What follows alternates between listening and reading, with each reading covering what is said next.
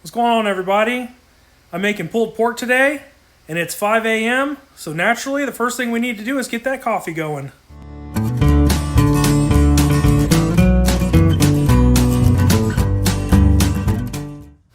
So the first thing I'm going to do is get my charcoal chimney started. I have it loaded with some briquettes. So I'm going to go ahead and get this going because it takes about 20 minutes or so before it's ready to dump in. And that way I can go ahead and get it going, and I can go inside and start prepping the meat for the pit. So we'll get this started and I'll see you in a second.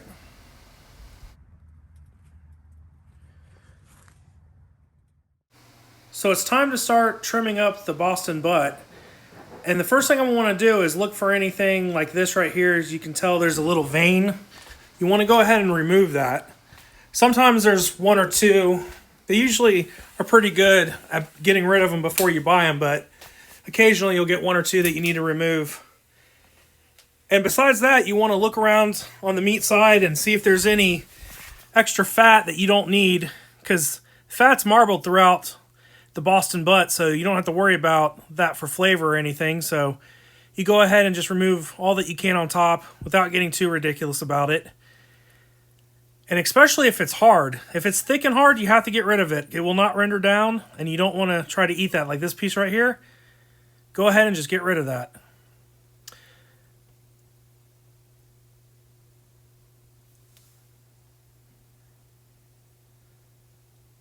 Alright, so now on the fat side, there's a little bit to remove, but this one's not too bad. So I'm going to go ahead and take off some of the harder pieces, and there was a little meat there that came off, but that was just hanging off the edge. That was going to burn anyways if it's just hanging off like that, so go ahead and round it up, make it symmetrical like it is now, and you'll be good to go.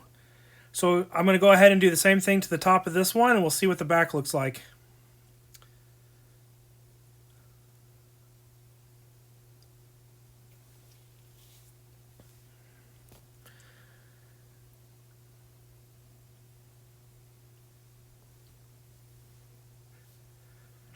Alright, there wasn't too much on the top, but now the fat side on this one's definitely thicker. It's not as well trimmed as the other. So what you can do is you want to leave a little bit on there on the fat side, but go ahead, make it about 1/4 of an inch or so. Take off all this hard fat. See how hard and thick it is? That's definitely not going to render down as you cook. So you want to go ahead and just get rid of that.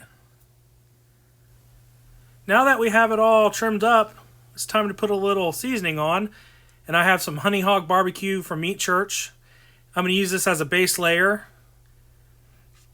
Go ahead and just put it on both sides. Get it on there real good. It's a big piece of meat, so it can take it. It can take all that seasoning, so go ahead and season up real good.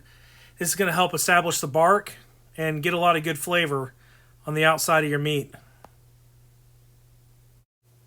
Okay, now we're going to put a little Holy Gospel from Meat Church on top. This will give it a little extra crunch and a little more savory notes. So we're going to do this to both sides of each of them, and you can kind of pat it down as you go so it sticks on better.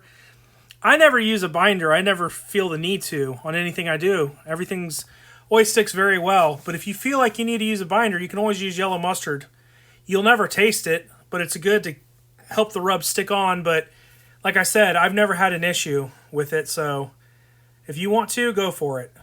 But we'll get this on, and after this, we'll be ready for the pit. So it's been going for about 20 minutes, and they're ready to be dumped into the fire basket. I have some lump charcoal in there as well. I put it in the bottom. The briquettes will catch them on fire.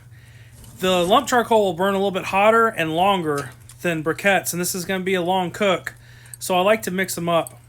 I'm going to be using hickory as my wood source today. It goes really good with pork, so I'm going to go ahead and put some hickory in.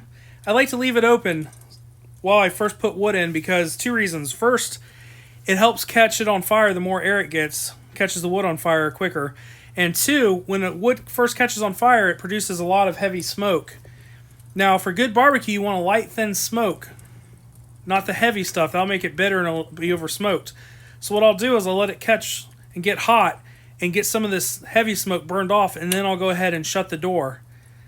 And once we get that going, the pit will be ready, and I'm going to be running it about 225 today. So we'll let this catch. Oh, it's starting to catch now. Once it catches, we can go ahead and get this door shut and get the pit up to temperature, and we'll be back to put the pork butts on here in a second. Alright, I've had the pork butts on for 2 hours, and I'm going to go ahead and check it. You can see they're already starting to get a nice bark on the outside. And I'm going to go ahead and spray them. I have half a bottle of apple cider vinegar and half just water. And I'm going to spray them real good to keep them moist after the bark's been established. I don't usually spray until a couple hours in, though, so the bark starts to set. I have a couple water pans underneath as well, so we're going to go ahead and shut them down and come back and check them. Alright, it's been another hour. As you can tell, the bark is even more advanced. And what I'm going to do at this point is I'm going to go ahead and pull them in about 30 minutes. So it's been 30 minutes. I've had them on for about 3.5, close to 4 hours. And I'm going to go ahead and put them in the crock pot. Now, you can leave them on the whole time, and you can wrap them, and you can leave them on the smoker. But after 2 to 3 hours, they're going to get all the smoke they can absorb in that amount of time. So what I like to do is stick them in the crock pot, put a little bit of water, a little bit more apple cider vinegar in there, and then I'm going to let it go until it's ready to pull. So it's been about 4.5 hours. I've had it on low, and it's ready to be pulled. Now, it's ready to be pulled because I'm going to let it go for another hour or two once I pull it. The outside's nice and tender. The inside, it's not quite done, but that's okay because I'm putting it back in. So I'm going to go ahead and pull it. You see it's nice and pink from the smoke ring. So you got the good smoke flavor, and it stays nice and moist because we got it in the crock pot. And once again, if you want to keep it outside and keep it on your smoker, that's fine. It's going to turn out great. It's just you're going to be burning more wood or pellets or whatever you're doing. Get that smoke on there about 3 to 4 hours. That's all it's going to absorb anyways. And if you're using it for sandwiches or nachos or something, put it in the crock pot. This is an easy way to do it. This is the way I like to do it each time.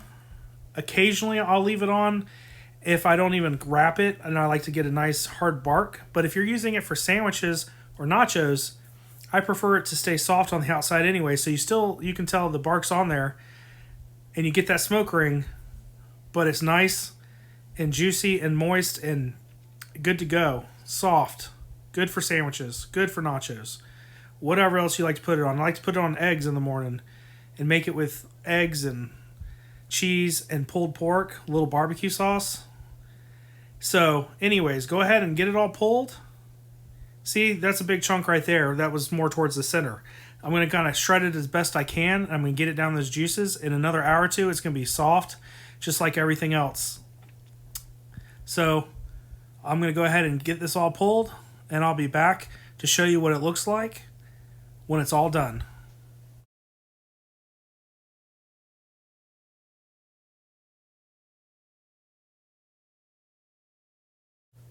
So an hour and a half later, and this is where we're at. It's ready to go, fully done. So I put it on the smoker for about 3.5 hours. I took it off, put it in the crock pot on low with a little bit of apple cider vinegar and water, and I let it go till it was ready to pull. I pulled it and let it go for another hour and a half. So I hope you enjoyed the video. Please like and subscribe, and I'll have many more coming soon.